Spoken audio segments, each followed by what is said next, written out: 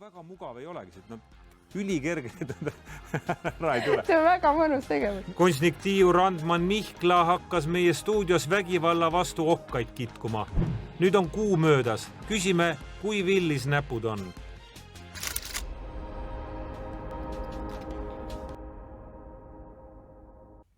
Ja nüüd on meil kunstnik Tiiu Randman Mihlaga Haapsalus ühendus.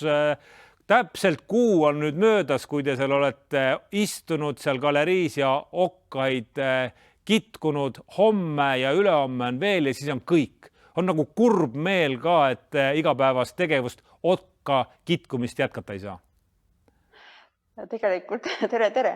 Tegelikult on tõesti natukene kahju, sest et kogu see kuu aega on möödunud natuke liiga kiiresti ja see on olnud üks ääretult põnev aeg mulle.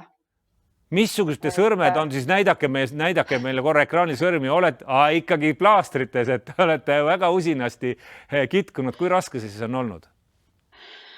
Eks ta on natukene füüsiliselt ju raske olnud, eks ju, et mingid lihased on hakanud valutama ja sõrmed läksid katki, aga tegelikult on see midagi, millega ma nagunii juba arvestasin. Nii et väike asi. No tegite kuu aega tagasi alguse siin meie stuudiost ja see, mis me teie taustal näeme, see okkaunnik ja see roheline põrand, mis kõik on, see on ju kõik tegelikult, ekraanilt on raske hinnata, aga need on kõik ju männiokkad seal. Need on kõik männiokkad ja kõik, mis on põrandal, olen ma siis rohkem kui aasta kitkunud ja see unnik, mis on seal tooli ees, see on siis selle kuu aja vili, mida olen mina kitkunud, aga ka inimesed, kes on siis performance'is nagu osalenud. Kust te saite need männid kõik, kust te need okkad võtsite? Tuul tuli appi. Ehk siis tuulemurd. Et asja põhimõte oli see, et mitte kasutada nii-öelda elusat mändi, vaid ikkagi tuulemurrus, ehk siis juba nii-öelda oma elujõu kaotanud okstega. Aga ma tahaksin nagu rohkem rääkida sellest, mida ma ise kogesin, et kui muidu kunstik paneb oma töö, eks ole, galerii seina peale ja tuleb kuu aja pärast selle järgi, siis mina ju nii-öelda sättisin ikkagi ennast kunstiteosena keset saali. Ja see, mis hakkas juhtuma, oli ääretult huvitav. Ma osanud seda kõike üldsegi nagu ette ka näha mitte. Mis siis teiega juhtus selle kuu aja jooksul? Inimeste reaktsioonid olid hästi seinast seina. Ehk et ma nägin tõelist pahameelt, hämmingut, soovi mitte mõista, aga ka liigutuspisaraid ja eriti põnevaid või selliseid kogesin ise hästi üllaid hetki siin olles. Mis inimesi vihaseks ajas teie protsessi puhul seal?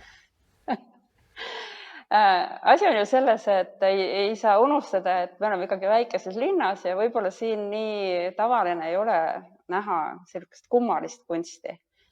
Ja kui inimesel puudub kogemus, siis sageli ta teeb järelduse esimese hetke pealt, andmata endale võimalust nagu süveneda asja. Aga positiivne on juba see, kui inimene nagu astub galerii uksest sisse, järelikult tal on soov midagi kunsti kogeda. Kõige rohkem, ütleme, hämmastas mind see hulk inimestest, kes lihtsalt vaatasidki galerii ukse vahelt sisse ja läksid kohe välja soovimata nagu millessegi süveneda.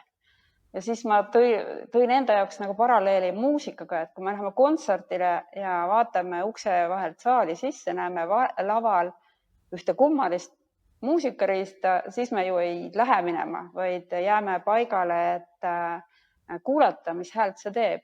Et sellest on olnud hästi kahju, kui inimesed ei anna endale võimalust, et tegemist on ikkagi ruumiinstallatsiooniga, mille oluline osa on see performance, kus kitkutakse neid okkaid, aga ka stereoheli ruumis. Ehk siis kõige parema elamuse saab siin, kui inimene tuleb nii-öelda kunstiteose sisse, annab endale võimaluse lihtsalt olla, kuulata, näha, tähele panna, mida see kõik temaga teeb. Mida inimesed Ja teile need, kes- ütlesid, mida nad rääkisid teile?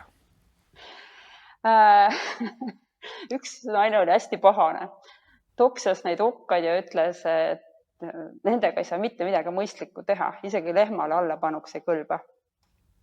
Aga põhiline ikkagi oli positiivne, mida ma olen kogenud. Mida nad ütlesid? Inimestel on liigutusest olnud silmad märjad ja nad on öelnud, et see kõik on lihtsalt niivõrd suur ja ilus, mis siin toimub. Saite siis tänu sellele, te võitlete seal vägivalla vastu, kuidagi vägivalla vastu ka võideldud, tunnete, et maailm on pärast teie performance'id panev?